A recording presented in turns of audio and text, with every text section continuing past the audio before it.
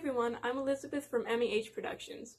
I'd like to preface this by saying after my next video, most of my videos will be me basically comparing a Marvel character and their DC counterpart and vice versa. However, as this is one of my first videos, I'm going to start off with talking about two of the most well-known comic book characters, Batman and Superman. Today's videos will be focusing on their relationship throughout comics and how they balance each other out.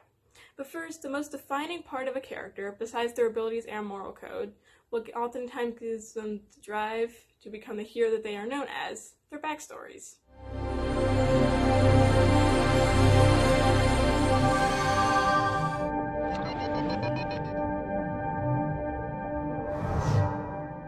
Starting out with the character who came first, 1938, Superman.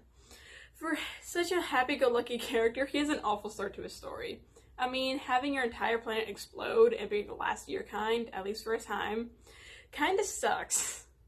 Thankfully, his birth parents had the bright idea of sending the young child away in a spaceship to a planet a vast distance away where no one knows about the existence of aliens.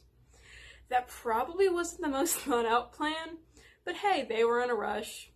So, a young Superman crash lands on Earth and lands conveniently near a nice couple who adopts him, their names being Martha and Jonathan Kent. They give him the name Clark Kent, and he grows up in the small town of Smallville, Kansas.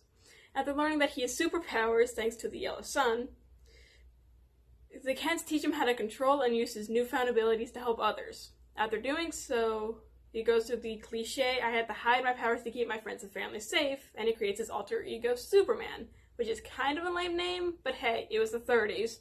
To fight crime and inspire hope. Like every other hero, Batman lost his parents at a really young age, which is not that surprising considering the fact they live in pretty much the most crime-ridden city and are wealthy socialites.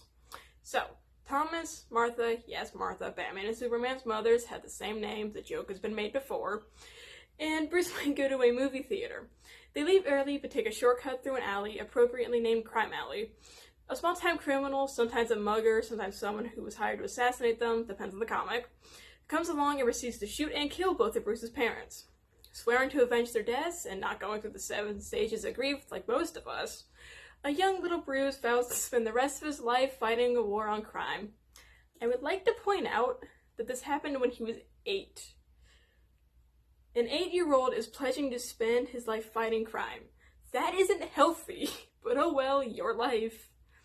And with that, the idea and motivation of Batman is born.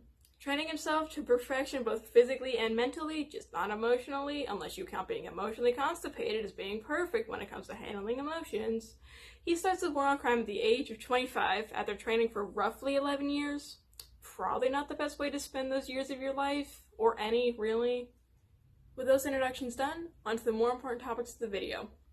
Batman and Superman have a relatively simple relationship. It has just gotten overcomplicated throughout the years, pretty much just changing with their normal alternate reality/universe storyline. They've been friends pretty much since their first interaction, way back in the Golden Age, which stretched from 1938 to 1955 in the comics, and have held a mutual respect for one another ever since. Back then, we see a brighter and campier Batman, along with a bubblier Boy Scout of a Superman. Their interactions were more comedic and friendly, and because of that, we have golden, pun intended, comic panels such as this. However, this dynamic duo had changed just like the times. People started wanting grittier stories that resonates with what was going on in the world around them, which made way for Frank Miller's The Dark Knight Returns series, created in 1986 at the beginning of the Steel Age of comics. This story was one of the first to depict the darker, broodier Batman than most people know nowadays, and was, again, one of the first to depict an all-out brawl between the two friends. In this story, Batman and Superman were on the opposite sides and enemies, rather than the buddy-buddy friendship that they had in the comics' history, which led to a fight where Batman ended up defeating Superman. Shocking, I know, but there's a reason for that. If you want the full summary, there's a link in the description.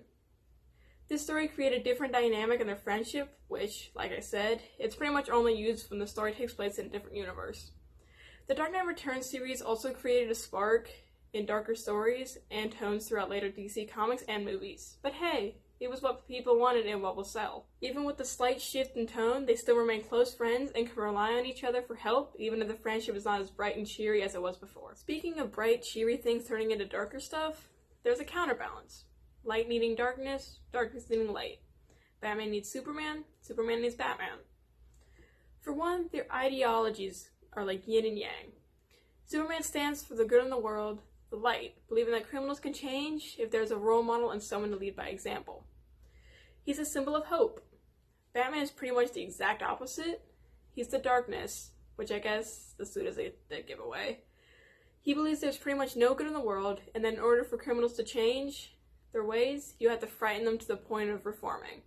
He rules through fear and intimidation. Not exactly a bright ray of sunshine, is he? Another way they counteract each other is through methods. Batman is willing to essentially torture someone for information or just break a few bones and then throw him in prison. I get that he has a no-kill policy, but what he does seems almost worse in a sense. Superman tends to fight until the villain is unconscious, albeit with some collateral damage. Cue this meme. But that's thanks to his abilities and those of the people. In all honesty, Batman could probably be classified as an anti-hero, at least by definition. He's a vigilante who works outside the law and sometimes willing to bend said law to help people.